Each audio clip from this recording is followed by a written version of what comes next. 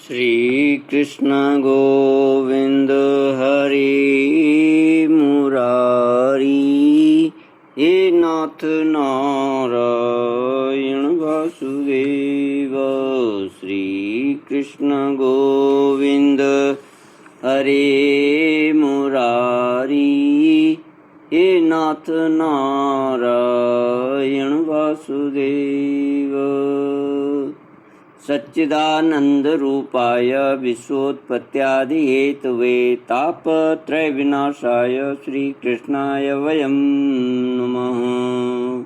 सच्चित आनंद स्वरूप परमात्मा जो सृष्टि की उत्पत्ति, पालन और प्रलयकारी हैं तथा जीवों के आध्यात्मिक आदि दैविक आदि भौतिक तापों को नष्ट करने वाले अर्थात उनके मानसिक, शारीरिक और भौतिक दुखों को दूर करने वाले हैं, उन श्री कृष्ण भगवान को हम नमस्कार करते हैं। श्री कृष्ण गोविंद हरे मुरारी, हे नाथ नारायण वासुदेव। श्रीमद्भागवत दशम स्कंद अथ षडशीतितमोऽध्यायः। सुभद्रा हरण और भगवान का मिथिलापुरी में राजा जनक और श्रुतदेव ब्राह्मण के घर एक ही साथ जाना। श्लोक 31वां। राजोवाच भवान् हि सर्वभूतानामात्मा साक्षी स्वदृग्विभो, अथ नस्त्वत्पदाम्भोजं स्मृतां दर्शनं गत। राजा बहुलाश्व ने कहा, प्रभो, आप समस्त प्राणियों के आत्मा, साक्षी एवं स्वयं प्रकाश हैं। हम सदा सर्वदा आपके चरण कमलों का स्मरण करते रहते हैं। इसी से आपने हम लोगों को दर्शन देकर कृतार्थ किया। भगवान, आपके वचन हैं कि मेरा अनन्य प्रेमी भक्त मुझे अपने स्वरूप बलराम जी, अर्धांगिनी लक्ष्मी और पुत्र ब्रह्मा से भी बढ़कर प्रिय है। अपने उन वचनों को सत्य करने के लिए ही आपने हम लोगों को दर्शन दिया है। भला ऐसा कौन सा पुरुष है जो आपकी इस परम दयालुता और प्रेम परवशता को जानकर भी आपके चरण कमलों का परित्याग कर सके। प्रभु, जिन्होंने जगत की समस्त वस्तुओं का एवं शरीर आदि का भी मन से परित्याग कर दिया है, उन परम शांत मुनियों को आप अपने तक को भी दे डालते हैं। आपने यदुवंश में अवतार लेकर जन्म मृत्यु के चक्कर में पड़े हुए मनुष्यों को उससे मुक्त करने के लिए जगत में ऐसे विशुद्ध यश का विस्तार किया है, जो त्रिलोकी के पाप ताप को शांत करने वाला है। प्रभु, आप अचिंत्य अनंत ऐश्वर्य और माधुर्य की निधि हैं। सबके चित्त को अपनी ओर आकर्षित करने के लिए आप सच्चिदानंद स्वरूप परब्रह्म हैं। आपका ज्ञान अनंत है। आप शांति का विस्तार करने के लिए आप ही नारायण ऋषि के रूप में तपस्या कर रहे हैं। मैं आपको नमस्कार करता हूँ। एक रस अनंत, आप कुछ दिनों तक मुनि मंडली के साथ हमारे यहाँ निवास कीजिए और अपने चरणों की धूल से इस निमि वंश को पवित्र कीजिए। परीक्षित, सबके जीवन दाता भगवान श्री कृष्ण राजा बहुलाश्व की यह प्रार्थना स्वीकार करके मिथिलावासी नर नारियों का कल्याण करते हुए कुछ दिनों तक वहीं रहें। प्रिय परीक्षित, जैसे राजा बहुलाश्व भगवान श्री कृष्ण और मुनि मंडली के पधारने पर आनंद मग्न हो गए, वैसे ही श्री श्रुतदेव ब्राह्मण भी भगवान श्री कृष्ण और मुनियों को अपने घर आया देकर आनंद विह्वल हो गए। वे उन्हें नमस्कार करके अपने वस्त्र उछाल उछाल कर नाचने लगे। श्रुतदेव ने चटाई, पीढ़े और कुशासन बिछाकर उन पर भगवान श्री कृष्ण और मुनियों को बिठाया। स्वागत भाषण आदि के द्वारा उनका अभिनंदन किया तथा अपनी पत्नी के साथ खड़े बड़े आनंद से सबके पांव पखारे। परीक्षित, महान सौभाग्यशाली श्रुतदेव ने भगवान और ऋषियों के चरणोदक से अपने घर और कुटुंबियों को सींच दिया। इस समय उनके सारे मनोरथ पूर्ण हो गए थे। वे हर्षातिरेक से मतवाले हो रहे थे। तदनंतर उन्होंने फल, गंध, खस से सुवासित निर्मल एवं मधुर जल, सुगंधित मिट्टी, तुलसी, कुश, कमल आदि अनायास प्राप्त पूजा सामग्री और सत्व गुण बढ़ाने वाले अन्न से सबकी आराधना की। उस समय श्रुतदेव जी मन ही मन तर्क ना करने लगे कि मैं तो घर गृहस्थी के अंधेरे कुएं में गिरा हुआ हूँ, अभागा हूँ। मुझे भगवान श्री कृष्ण और उनके निवास स्थान ऋषि मुनियों का, जिनके चरणों की धूल ही समस्त तीर्थों को तीर्थ बनाने वाली है, समागम कैसे प्राप्त हो गया। जब सब लोग आतिथ्य स्वीकार करके आराम से बैठ गए, तब श्रुतदेव अपने स्त्री, पुत्र तथा अन्य संबंधियों के साथ उनकी सेवा में उपस्थित हुए। वे भगवान श्री कृष्ण के चरण कमलों का स्पर्श करते हुए कहने लगे, श्री कृष्ण गोविंद हरे मुरारी, हे नाथ नारायण वासुदेव। श्रुतदेव उवाच, नाद्य नो दर्शनं प्राप्त परम पुरुषः, यर्हीदं शक्तिभिः सृष्ट्वा प्रविष्टो ह्यात्मसत्तया। श्रुतदेव ने कहा, प्रभु,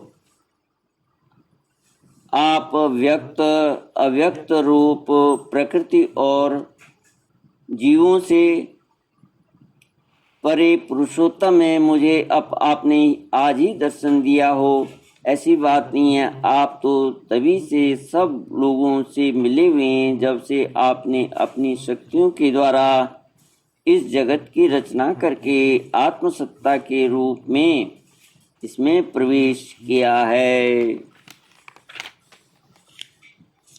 जैसे सोया हुआ पुरुष स्वप्नावस्था में अविद्यावश मन ही मन स्वप्न जगत की सृष्टि कर लेता है और उसमें स्वयं उपस्थित होकर अनेक रूपों में अनेक कर्म करता हुआ प्रतीत होता है, वैसे ही आपने अपने में ही अपनी माया की जगत की रचना कर ली है और अब इसमें प्रवेश करके अनेकों रूपों में प्रकाशित हो रहे हैं। जो लोग सर्वदा आपकी लीला कथा का श्रवण कीर्तन तथा आपकी प्रतिमाओं का अर्चन वंदन करते हैं और आपस में आपकी ही चर्या करते हैं, उनका हृदय शुद्ध हो जाता है और आप उसमें प्रकाशित हो जाते हैं। जिन लोगों का चित्त लौकिक, वैदिक और आदि कर्मों की वासना से बहिर्मुख हो रहा है, उनके हृदय में रहने पर भी आप उनसे बहुत दूर हैं। किंतु जिन लोगों ने आपके गुणगान से अपने अंतःकरण को सद्गुण संपन्न बना लिया है, उनके लिए चित्तवृत्तियों के अग्राह्य होने पर भी आप अत्यंत निकट हैं। प्रभु, जो लोग आत्म तत्व को जानने वाले हैं, उनके आत्मा के रूप में ही आप स्थित हैं और जो शरीर आदि को ही अपना आत्मा मान बैठे हैं, उनके लिए आप अनात्मा को प्राप्त होने वाली मृत्यु के रूप में हैं। आप महत्तत्व आदि कार्य, द्रव्य और प्रकृति रूप कारण के नियामक हैं, शासक हैं। आपकी माया आपकी अपनी सृष्टि पर पर्दा नहीं डाल सकती, किंतु उसने दूसरों की दृष्टि को ढक रखा है। आपको मैं नमस्कार करता हूँ। स्वयं प्रकाश प्रभु, हम आपके सेवक हैं। हमें आज्ञा दीजिए कि हम आपकी क्या सेवा करें। नेत्रों के द्वारा आपका दर्शन होने तक ही जीवों के क्लेश रहते हैं। आपके दर्शन में ही समस्त क्लेशों की परिसमाप्ति है। श्री कृष्ण गोविंद हरे मुरारी, हे नाथ नारायण वासुदेव। श्री शुक उवाच तदुक्तमित्युपाकर्ण्य भगवान् प्रणतार्तितः गृहीत्वा पाणिना पाणिं प्रहसंस्तमुवाचः। श्रीभगवानुवाच ब्रह्मस्तेऽनुग्रहार्थाय सम्प्राप्तान् विद्यमुन्मुनीन् संचरन्ति मया लोकान् पुनन्तः पादरेणुभिः। श्री सुखदेव जी कहते हैं, परीक्षित, शरणागत भयहारी भगवान श्री कृष्ण ने सुरतदेव की प्रार्थना सुनकर अपने हाथ से उनका हाथ पकड़ लिया और मुस्कुराते हुए कहा। भगवान श्री कृष्ण ने कहा, प्रिय सुरतदेव, ये बड़े बड़े ऋषि मुनि मुझ पर अनुग्रह करने के लिए ही यहाँ पधारे हैं। ये अपने चरण कमलों की धूल से लोगों को पवित्र करते हुए मेरे साथ विचरण कर रहे हैं। देवता पुण्य क्षेत्र और तीर्थ आदि तो दर्शन, स्पर्श, अर्चन आदि के द्वारा धीरे धीरे बहुत दिनों में पवित्र करते हैं, परंतु संत पुरुष अपनी दृष्टि से ही सबको पवित्र कर देते हैं। यही नहीं, देवता आदि में जो पवित्रता करने की शक्ति है वह भी उन्हें संतों की दृष्टि से ही प्राप्त होती है। श्रुतदेव, जगत में ब्राह्मण जन्म से ही सब प्राणियों से श्रेष्ठ है। यदि वह तपस्या, विद्या, संतोष और मेरी उपासना, मेरी भक्ति से युक्त हो, तब तो कहना ही क्या है। मुझे अपना यह चतुर्भुज रूप भी ब्राह्मणों की अपेक्षा अधिक प्रिय नहीं है, क्योंकि ब्राह्मण सर्ववेदमय हैं और मैं सर्वदेवमय हूँ। दुर्बुद्धि मनुष्य इस बात को न जानकर केवल मूर्ति आदि में ही पूज्य बुद्धि रखते हैं और गुणों में दोष निकालकर मेरे स्वरूप जगत गुरु ब्राह्मण का, जो कि उनका आत्मा ही है, तिरस्कार करते हैं। ब्राह्मण मेरा साक्षात्कार करके अपने चित्त में यह निश्चय कर लेता है कि यह चराचर जगत, सबके संबंध की सारी भावनाएं और इसके कारण प्रकृति, महतत्व आदि सब के सब आत्मस्वरूप भगवान के ही रूप हैं।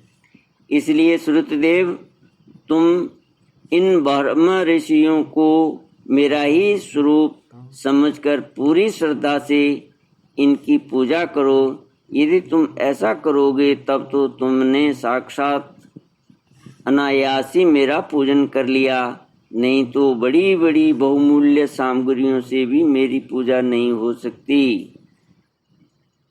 श्री शुक उवाच स इत्थं प्रभुनादिष्ट सह कृष्णान् द्विजोत्तमान् आराध्येकात्मभावेन मैथिलश्चाप सद्गतिम् एवं स्वभक्तयो राजन् भगवान् भक्तिमान् उषित्वादिश्य सन्मार्गं